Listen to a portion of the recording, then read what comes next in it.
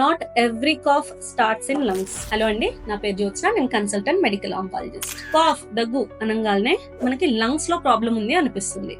కానీ కాఫ్ కి సంబంధించిన కారణాలు లంగ్స్ మాత్రమే కాదు.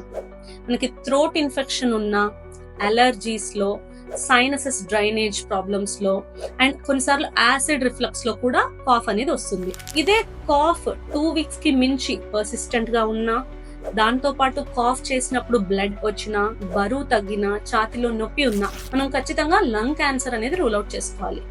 కాబట్టి కాఫ్ ని లైట్ గా తీసుకోకండి, దాని రూట్ కాజ్ ఏంటో కనుక్కోండి.